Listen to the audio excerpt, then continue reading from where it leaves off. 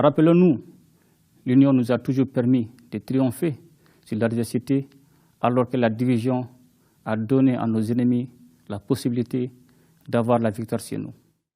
Des mots qui résonnent aujourd'hui comme un appel à la solidarité du peuple malien, 62 ans après son accession à l'indépendance. Dans son adresse à la nation, le président de la transition malienne, Assimi Goïta, salue la résilience de son peuple qui, malgré les restrictions de la communauté économique des États de l'Afrique de l'Ouest, a supporté les difficultés et désagréments engendrés par cette situation. Le Mali se trouve à une phase décisive de son histoire.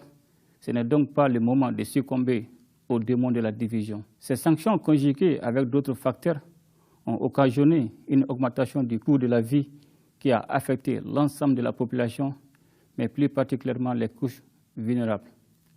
Il est heureux que nous ayons tous pris conscience du fait que c'était le prix à payer pour atteindre nos objectifs à moyen et à long terme. Placés sous le signe de l'unité dont la souveraineté retrouvée, plusieurs activités en présence du président de la transition guinéenne, le colonel Mamadi Doumbouya, ont animé les 62 ans du Mali. Dépôt de gerbes de fleurs au monument de l'indépendance, défilé à la place d'armes du génie militaire du Mali. Dans son discours, le président Assimi Goïta est revenu sur le processus de sécurité mis en place pour la protection des Maliens.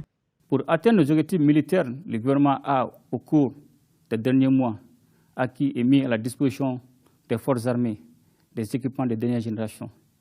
Il s'agit notamment des véhicules tactiques, d'engins blindés, de camions logistiques, d'ambulances, d'armes individuelles et collectives, mais aussi des vecteurs aériens. Le colonel Assimi Goïta a rappelé que la réalisation des ambitions du Mali est liée à l'existence d'un capital humain tributaire des domaines de la santé, de l'éducation et de la culture. C'est pourquoi le gouvernement a mis l'accent sur la construction d'infrastructures sanitaires, la promotion de l'auto-emploi aussi bien chez les jeunes que chez les femmes et la valorisation du patrimoine culturel.